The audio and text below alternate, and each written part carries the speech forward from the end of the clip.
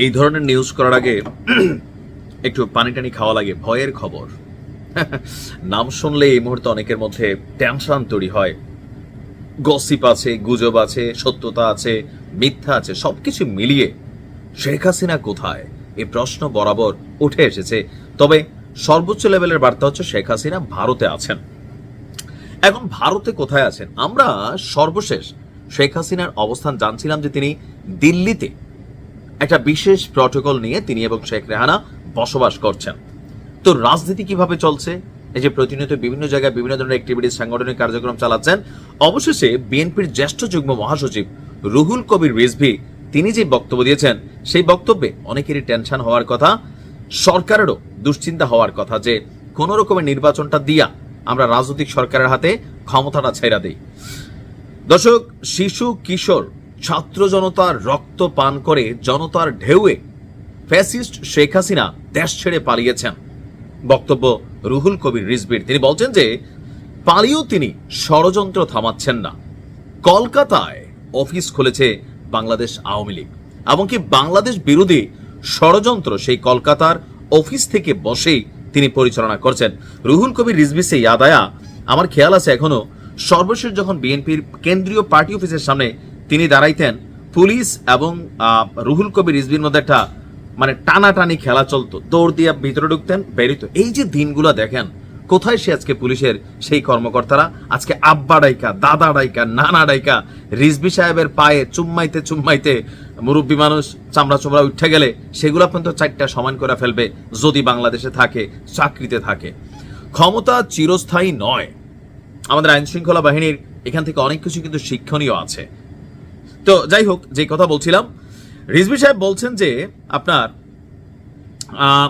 নিজেকে সামাল দিতে পারছেন না শেখ হাসিনা। পাশের দেশ ভারত থেকে তিনি উল্টাপাল্টা কর্মকাণ্ড করছেন, ষড়যন্ত্র করছেন। শেখ হাসিনা বলতেন দেশের মানুষ তাকে ভালোবাসে, তাহলে তার অফিস কলকাতায় কেন? তিনি কেন পালিয়ে গেলেন? এখন প্রশ্ন হলো, শেখ হাসিনা যে কলকাতায় অফিস খুলছেন, এই খবর রিজভী সাহেব কোথায় পেলেন? উত্তরটা হচ্ছে বিভিন্ন গণমাধ্যমে আমরা যে নিউজগুলো দেখছি যে আপনার বাংলাদেশ থেকে পলাতক আওয়ামী লীগের খুব বড় একটা অংশের যারা নেতারা ছিলেন, কথায় কথায় উদ্ধত্ত অহংকার যাদের মধ্যে ছিল, 15-16 বছর ক্ষমতায় থাইকা মনে হয়েছিল যে আর জীবনে মনে ক্ষমতা থেকে দূরে যাবে না। কথায় কথায় যারা 19 থেকে 20 সালে রাষ্ট্রবিরোধী, দেশবিরোধী ষড়যন্ত্র বইলা ডিবি, এসবি প্রশাসনকে ব্যবহার কইরা অনেকের মুখ থামানোর চেষ্টা করছে, আজকে তারা দৌড়ের উপর থেকে কলকাতায় গিয়া বৈশা সেখানে বিলাসী জীবন কিন্তু অনেকে যাপন করছেন। এমনকি স্বপ্ন দেখেন যে খুব শীঘ্রই আবার তারা বাংলাদেশে ফিরে আসবেন। কিন্তু আমার কাছে মনে হয় যে এই বিষয়টা এখনো তারা অনুধাবন করতে পারছেন না, যে এত সহজে চাইলে 2-4-6 মাস 1 বছরের মধ্যে আওয়ামী লীগ বাংলাদেশে আগের মতন রাজনীতি করবে, এই দিনটা কিন্তু আসলেই নাই। এই দেশের জনগণের মধ্যে এখনো বড় একটা অংশ ডক্টর ইউনূসের প্রতি হয়তো গোসা হচ্ছে, বিএনপির অপছন্দ করছে, জামাতের অপছন্দ করছে, কিন্তু এই বিগত যে লম্বা সময়ের যে কালো ইতিহাস, অন্ধকার চ্যাপ্টার, এটা রাতারাতি ভোলার মতো না। এখন বিভিন্ন সময় তাদের বিভিন্ন ছবি ফুটেজ দেখা যায় কলকাতার বিভিন্ন রেস্তোরাঁয়, এগুলো কিন্তু বিভিন্ন গণমাধ্যমে আসছে এবং সেখানে বসে তারা রাজনীতি পরিচালনা করছেন, সেটাও আসছে। আর আসাদুজ্জামান খান কামাল সহ অনেক নেতাদেরকে আপনার কলকাতায় দেখা গেছে, সেরকম ফুটেজগুলো কিন্তু ফুটেজ না, ছবি সামনে আসছে।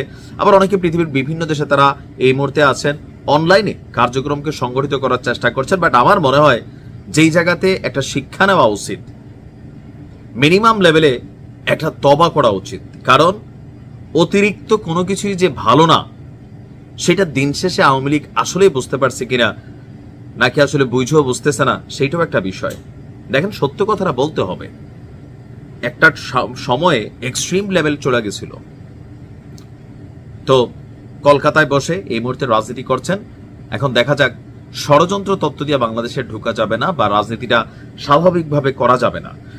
বাংলাদেশের জনগণের এখনো একটা বড় অংশ আওয়ামী লীগের সাপোর্টার আছে, তবে তারা ওই রাজপথে গিয়ে জীবন দিয়ে ফেলবে দলের জন্য, নেত্রীর জন্য, এই টাইপের সাপোর্টার আপাতত নাই। যারা আছে, পরিচ্ছন্ন রাজনীতি যদি কখনো আওয়ামী লীগ করে, তখন হয়তো অনেকেই এই আওয়ামী লীগকে সাপোর্ট করবেন। তবে এটা লম্বা চূড়া একটা সময় যেতে হবে। কারণ বাংলাদেশের রাজনীতির একটা সিস্টেম আছে কি, যেই সরকার ক্ষমতায় বসে তার মধ্যেই দানবীয় পাখা গজায় ওঠে, তার অনুসারীরা দানব হইয়া ওঠে, আর জনগণ তখন বিকল্প ভাইবা নেয় আগেরটাই তো ভালো ছিল। মানে 53-54 বছরের ইতিহাস এটাই বলছে, একটা সরকার টানা জনগণের ভোটে আসলে কখনো নির্বাচিত হয়নি। যারাই থাকার চেষ্টা করছে জবরদখল কইরা, রেজাল্ট দেখতেই পাচ্ছেন। ভালো থাকুন।